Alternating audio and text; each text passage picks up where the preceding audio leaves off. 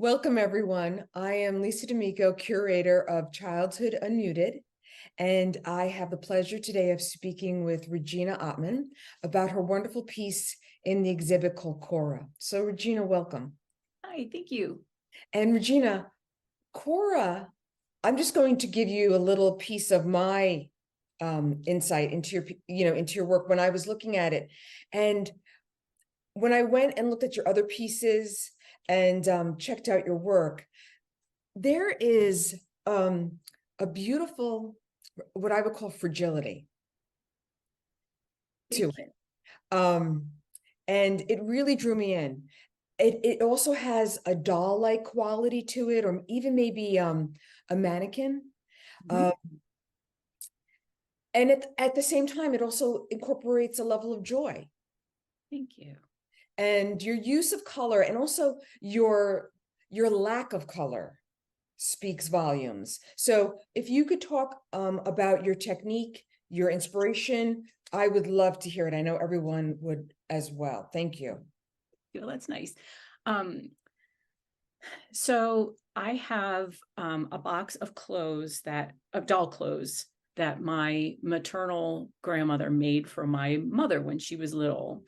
My maternal grandmother died of breast cancer when she was 40, I believe. My mom was just 11.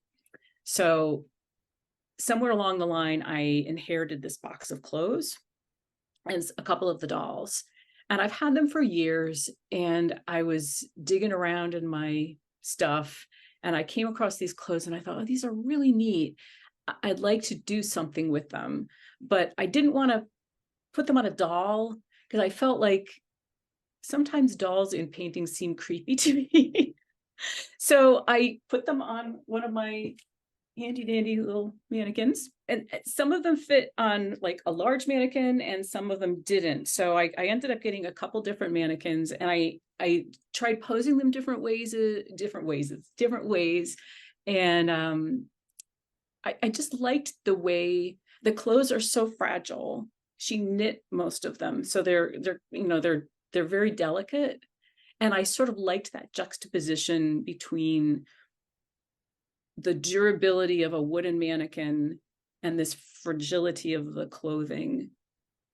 It seemed to reflect the way life is, I guess, and especially for little kids who, they're people always say, oh, kids are sturdy, kids are, but there's also a fragility there. So, and I like the way it sort of reflected like my mom's own childhood. So when in doing the process, a lot of times I like to draw with my non-dominant hand just to kind of see the mark making that happens with that. So that's how that started. I was drawing the mannequin with the clothes with my non-dominant hand, and I learned about a real simple way of making a monoprint using oil sticks. So that's kind of what I did with that. And I love that. I love that. Like, you don't quite know what's going to happen when you make this monoprint. Like, is it going to come out? Is it going to stink? So, sometimes you luck out, and I lucked out a little bit with Cora. So that was, and it was fun to go back in with the oil monoprint and go in with a watercolor, which is also a medium that is not my favorite medium to work with. It's so fussy, but I thought it was appropriate for this particular subject. So that's kind of in a nutshell where I was coming from with that. That's amazing. Also, other people who have responded to it and sent me comments. One of the comments was a question: is the piece, is she falling? Is she rising? Is she just suspended in air? I mean, is that even an element in the piece? Was that a consideration, or did that happen as a product of the completion? No, I wanted it to be sort of uncertain. The other prints that I've done in that series, when I first started making the series, they were standing up, and I thought, no, that's too boring. So I thought, well, like, what happens if they could be falling, they could be getting back up again. I sort of liked that idea of that they're just sort of in space, and maybe maybe she's in motion, maybe it's something she started, maybe it's not.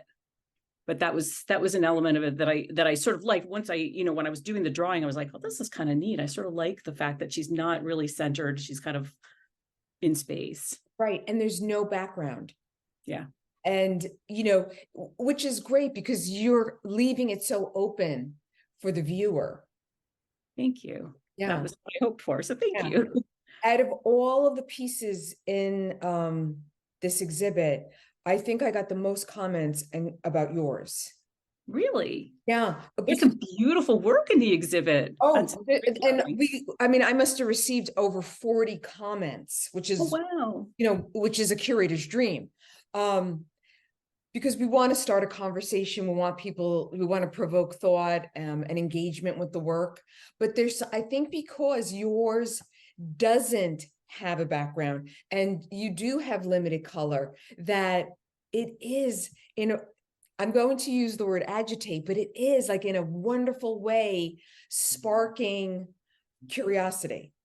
Oh, good.